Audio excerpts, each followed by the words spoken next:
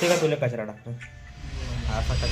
तो कचरा विशालने तिथे टाकला, त्याला तसाच असू द्या. तर आजचा ब्लॉग सुरू होते गाईस डायरेक्ट ऑफिस मधून, आणि मी तिथे बसलोच होतो. तर हा क्रिएटिव्ह शॉट घ्यायचा मी तिथे ट्राय केला गाईस. त्यानंतर स्पॉटीफायचे सुद्धा आम्ही खूप छान असे शॉट्स घेतलेले आहे. याची रील तुम्हाला लवकरच बघायला मिळणार. ऑफिस झाल्यानंतर सायंकाळी आम्ही निघालो होतो घरी जाण्याकरिता. विशाल भाऊ सुद्धा त्यांच्या गाडीमध्ये पेट्रोल भरून लगेच आले होते. मग आम्ही दोघेही निघालो रूमकडे परत जाण्याकरिता. आणि माझा कालचा ब्लॉग जर तुम्ही बघितला असेल तर त्यामध्ये मी दाखवलं होतं की किती ट्रॅफिक होतं गाईस. काल मी त्या रोडनी जात नव्हतो, त्याच्या ऑपोजिट रोडनी मी जात होतो. पण आज मला त्याच रोडनी जायचं होतं. मी सुद्धा ट्रॅफिक मध्ये फसलो. हे बघा गाईस किती ट्रॅफिक आहे. नागपूरमध्ये कन्स्ट्रक्शनचं काम चालू असल्यामुळे ट्रॅफिक खूप जास्त असते गाईस. त्यानंतर रूमवर आल्यावर आम्ही परत निघालो नागपूरच्या फेमस श्रीराम दालच्या ट्राय करण्याकरिता. आणि टोकन वगैरे घेऊन आम्ही सगळे इथे उभे होतो. त्यानंतर थोड्याच वेळात दादा आम्हाला दालच्या सुद्धा द्यायला लागले. त्यानंतर तिथला दालच्या आम्ही ट्राय केला आणि दालच्याची टेस्ट खूपच छान होती गाईस. विशाल भाऊ कडून पण रिव्ह्यू घेतला, त्यांनी पण म्हटलं छान आहे. त्यानंतर आम्ही सगळे निघालो घरी परत जाण्याकरिता.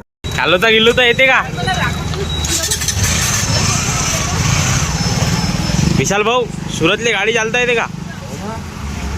चालला तो गाडी. तर आजच्या ब्लॉग मध्ये एवढंच. भेटूया पुन्हा एका नवीन ब्लॉग मध्ये. ब्लॉग जर आवडला असेल तर ब्लॉगला एक लाईक, एक प्रेमळ कमेंट आणि मला फॉलो करायला विसरू नका.